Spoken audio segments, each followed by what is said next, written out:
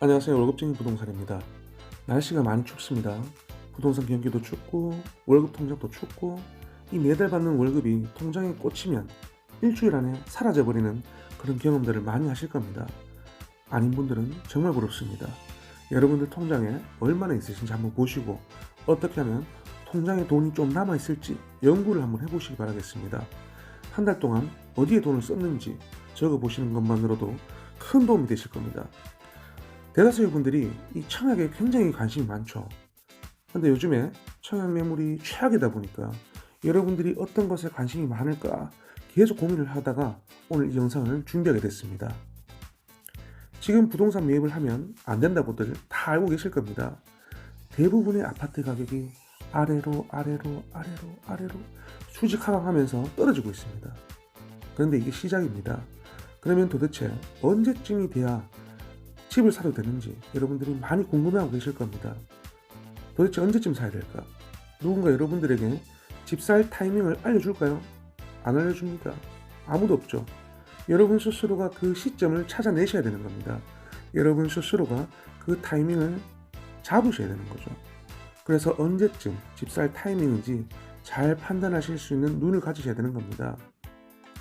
그래서 오늘 제가 몇 가지 집 살 타이밍을 알려드리려고 하는 겁니다. 여러분들의 핸드폰 메모장에 적어주셨다가 한번 실행해 보시기 바라겠습니다. 부동산은 흐름입니다. 그 흐름을 잘 보셨다가 타이밍을 잡으셔야 되는 거죠.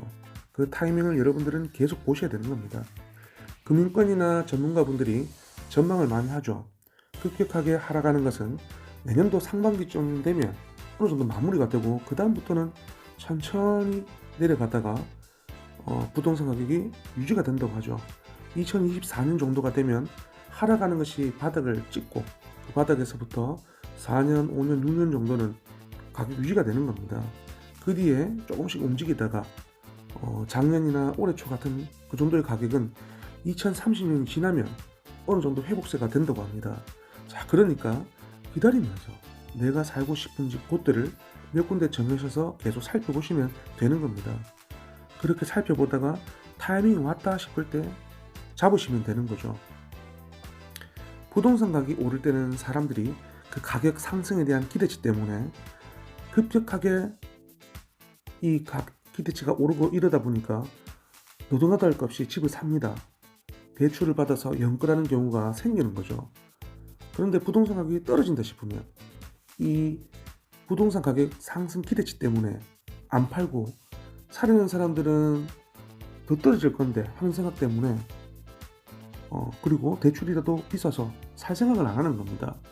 그런데 높아진 이 대출 이자를 견디지 못하거나 감당해낼 여력이 없는 집주인들이 2023년 상반기쯤 되면 봄쯤 되면 매물을 엄청나게 내놓게 될 겁니다. 이때 본인의 판단에 따라서 이 정도 가격이면 괜찮다 싶으시면 잡으시면 되는 겁니다. 하지만 조금 더 기다리시는 게 좋겠죠. 자, 그 다음에 부동산 업자들은 회복된다, 지금이 기회다, 이런 말을 많이 합니다. 자, 그 말에는 누가 책임질 사람이 있을까요? 그러니까 절대 현혹되시면 안 됩니다. 코로나 발생 시점 근처에서 약 2년 동안 우리 아파트 가격들이 80% 이상 상승했습니다. 여러분들이 보고 계신 그 아파트 얼마 전까지만 해도 그 가격이 아니었죠. 그러니까 지금의 금리, 지금의 부동산 가치 기대치가 아파트 가격을 지금 가격의 40% 이상 하락하게 된다는 것을 생각을 하셔야 되는 겁니다. 그 정도 가격이 빠질 때쯤 여러분들이 잡으시면 되는 겁니다. 그때 잡을 수 있게 자금을 준비하신다든가 이러시면 되는 거죠. 평균적으로 40% 정도 빠진다고 생각을 하시면 되는 겁니다. 전체적인 흐름, 전체적인 분위기를 계속 살펴보셔야 되는 겁니다. 그리고 정부가 이 얼어붙어 있는 부동산 경기를 살리기 위해서 돈이 많은 다주택자를 부추겨서 이 부동산 규제를 풀어줬다가 어느 순간 되면 다시 규제를 하기 시작하는 그런 시점이 오게 되는 겁니다. 그 시점이 되면 여러분들은 부동산 매입을 하시면 되는 겁니다. 지금은 금리가 높아지고 내년에도 계속 오를 거기 때문에 절대 하시면 안 되죠. 제가 대출 금액별, 금리별 납입해야 되는 월별 이자 금액 그리고 년 이자 금액을 영상으로 올려드렸었습니다. 그거 한번 보시기 바라겠습니다. 자, 그 다음에 내년에는 전국에 분양 예정인 물량이 22만 세대가 넘습니다. 부동산 매매 의지를 상실하고 가격 상승에 대한 기대치가 전혀 없는 이런 상황에서 신규 아파트가 아무리 나와도 미분양이 발생할 수밖에 없습니다. 근데 이 건설사들은 미분양이 생길 걸 뻔히 알면서도 은행에 갚아야 되는 이 엄청난 이자 때문에 분양을 할 수밖에 없는 겁니다. 아파트 건설을 안 하게 되면, 늦게 미루게 되면 그 건설사는 망하게 되는 겁니다. 그래서 어쩔 수 없이 경품을 건다든가 베란다 무상 확장, 그 다음에 베란다 무상 확장, 아니면 뭐 에어컨 무상 설치, 이런 것들을 계속 내세워서 분양을 하게 되는 거죠. 그런데 그렇게 해도 미분양이 계속 나는 겁니다. 왜냐하면 뭘 준다 이렇게 해도 아파트 분양가가 지금처럼 비슷하게 높게 책정되어 있기 때문인 겁니다. 그래서 계속 미분양이 나는 겁니다. 분양가를 확 낮춰야 하는데, 그래야지만 여러분들의 이 얼어붙은 아파트 매매 의지를 높일 수가 있는데, 분양가를 안 낮추고 다른 방법을 먼저 쓸 수밖에 없는 거죠. 자, 그런데 건설사도 처음부터 이 분양가를 낮춰서 분양을 하지를 못하는 이유가 있죠.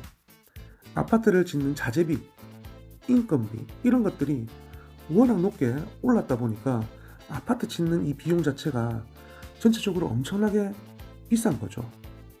이렇게 계속 이런 이유 때문에 미분양이 쌓이게 되면 건설사에서는 마지막으로 할인 분양을 또 하게 됩니다.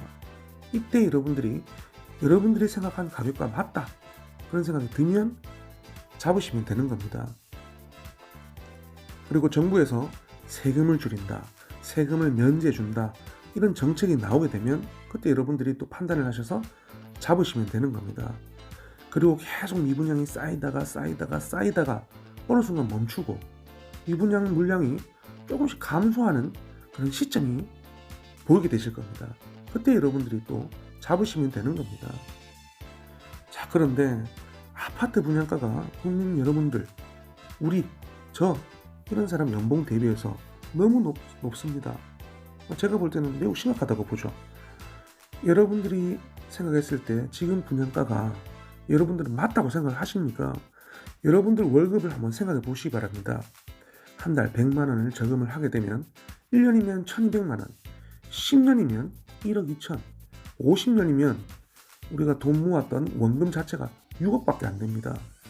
그런데 지금 대한민국 사람들이 아파트를 사는 건 그냥 빚내서 사는 것밖에 안 됩니다. 말도 안 되는 아주 슬픈 현실이라고 저는 생각을 하죠. 대한민국 부동산 가격이 정말 말도 안 되는 가격이라고 저는 생각합니다. 앞으로 10년 이상은 지금까지의 방식처럼 부동산으로 돈 벌어보겠다 이런 생각 안 하시고 사시는 게 정신건강에 여러모로 도움될 겁니다. 지금 대한민국 역사상 개인 부채가 가장 많은 그런 시기입니다. 어떻게 해서든 대출 이자를 줄이시고 어떻게 해서든 돈을 모으셔서 여러분들이 원하시는 그런 아파트 언젠가는 사실 수 있게 준비만 하시면 되는 겁니다. 계속 관심을 가지시고 계속 살펴보십시오. 편안하게 아이 쇼핑하면서 흐름만, 분위기만 느껴보시기 바랍니다. 그렇다고 경기가 안 좋다고 해서 아예 외면하시면 안 됩니다. 그렇게 되면 타이밍 놓치시는 겁니다. 그러니까 계속 관심 가지셨다가 여러분들이 원하는 그런 아파트, 그런 집 꼭 찾으시기 바라겠습니다. 구독, 좋아요, 댓글, 알람 설정 꼭 좀 부탁드리겠습니다. 구독 버튼 꼭 좀 눌러주시기 바라겠습니다. 감사합니다. 여러분들의 월급쟁이 부동산이었습니다.